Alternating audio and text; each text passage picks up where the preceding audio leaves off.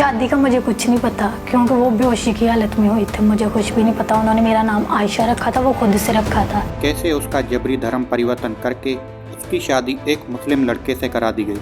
ज़ोर ते मथे ते हथियार रखी जाइए, मज़हब क़बूल कराए त हर को क़बूल कंदो मूं वांगुरु, त हिन बि मूंखे हथियारनि जे ज़ोर ते सभु कमु कराए वियो आहे।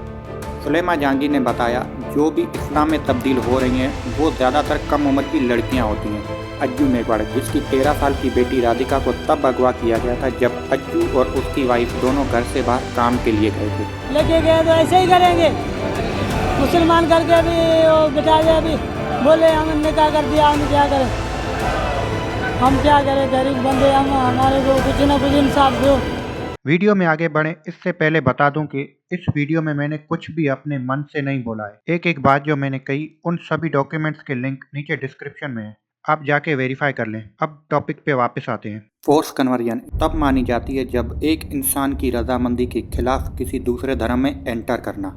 GDA यानी ग्रेट डेमोक्रेटिक अलायंस से ताल्लुक़ रखने वाले एक माइनॉरिटी MP नंद कुमार ने बोला है कि सिंध के गांव में हिंदू अपनी बेटियों को जबरी धर्म परिवर्तन के चलते खो रहे हैं। MP नंद कुमार ने यह भी बोला है कि उसने 2016 में फोर्स कन्वर्जन के खिलाफ सिंध असेंबली में एक बिल पास करवाया, जिसको बाद में कुछ लोगों के दबाव में आके वो बिल नामंजूर कर दिया। करीना कुमारी, जिसको अगवा किया गया, उसने बताया कि कैसे उसका जबरी धर्म परिवर्तन करके उसकी शादी एक मुस्लिम लड़के से करा दी गई जो शहीद बेनज़ीराबाद के ज़िले में रहता है।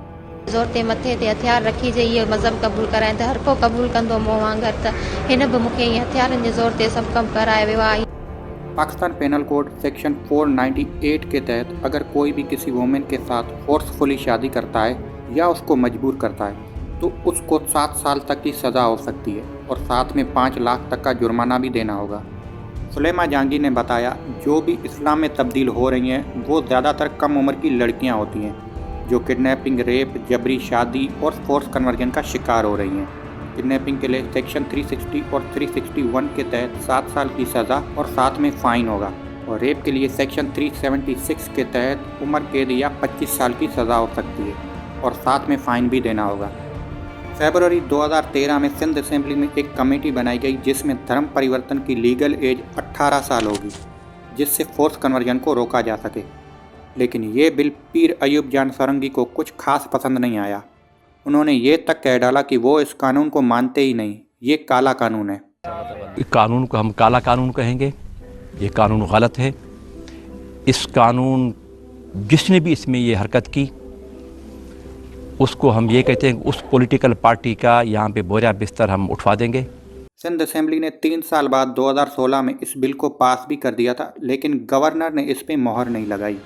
असल में कुछ मजहबी पार्टियों ने इस बिल का विरोध किया था और ये धमकी भी दी थी कि अगर इस बिल को पास किया तो वो असेंबली को घेर लेंगे। साल 2019 में एक बार फिर से इस बिल को पास कराने की कोशिश की थी, लेकिन फिर से वही हुआ जो हर बार होता आया है। पीर अयूब जान सोरंगी सिंध के सामारो शहर में एक मदरसा चलाते हैं जिसमें हिंदुओं का मज़हब तब्दील किया जाता है। पिछले साल ये तादाद 192 थी, जिनमें से 108 लड़कियां थीं। डॉन न्यूज़ के इस आर्टिकल को देखिए। सिंध में कम उम्र की लड़कियों के फोर्स कन्वर्जन के अनगिनत केसेस बढ़े हैं। उनको करवाने के पीछे एक नाम बहुत ही कॉमन है, मियां अब्दुल हक या मियां मिट्टू।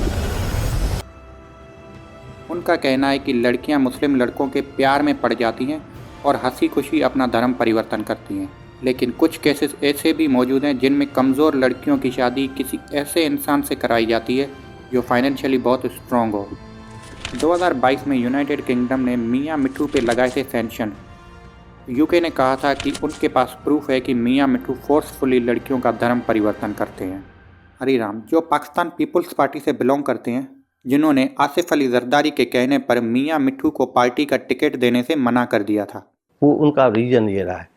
रिंकल कुमारी के केस के ज़माने में मेरे को उन्होंने बनाया था कमेटी में। मैं, मौला बच्चानडेव और लालचंद उकरानी साहब गए थे। को चेयरपर्सन असफजाद उस ज़माने में प्रेसिडेंट थे। तो मेरे को हरिराम आप क्लियरली मीडिया को बता दें कि मियां मिट्टू को मैं सीट नहीं दूंगा, चाहे जीतूं या हारूं।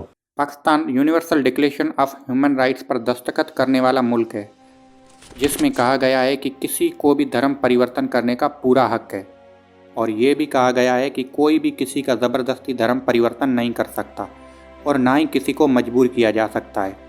European courts of human rights ने एक तरफ जायज़ मज़हब की तब्दीली और दूसरी तरफ जबर यानी ज़बरदस्ती के बीच में फ़र्क समझाने के लिए कुछ गाइडेंस दिए हैं।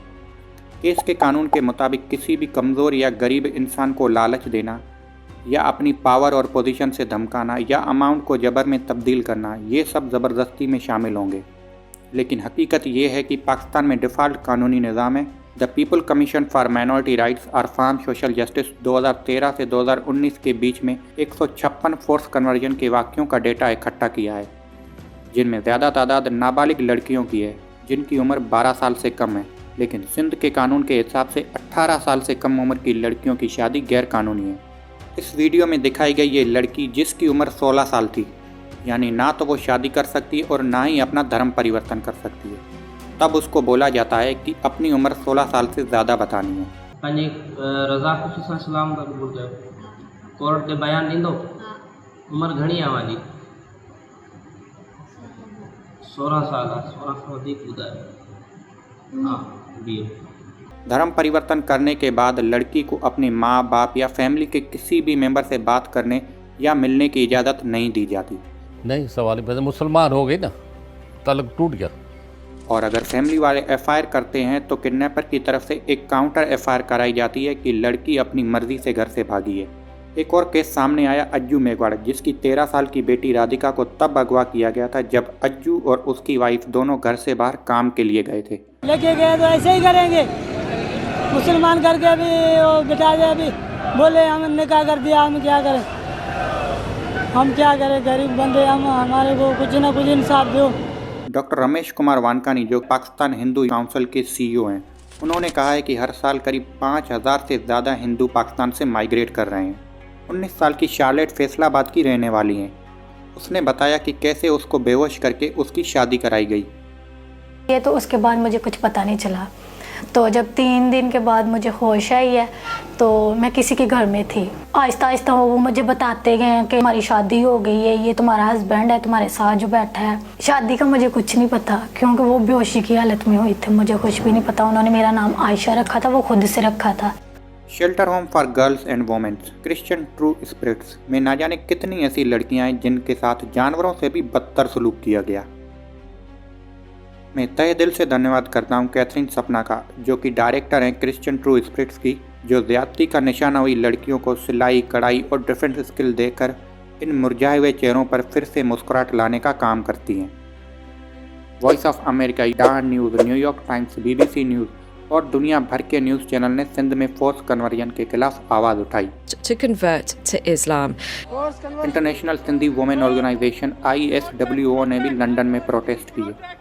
We are here today for our Sindhi Hindu girls who are being kidnapped, abducted, and especially the underage, the young girls, and forced into Muslim marriages. Pakistan today की इस रिपोर्ट को देखिए। हर साल 1000 के करीब फोर्सफुली कन्वर्जन किए जाते हैं, यानी हर रोज 3 अंडर एज लड़कियों को घर से उठाया जाता है और उनको कन्वर्ट किया जाता है।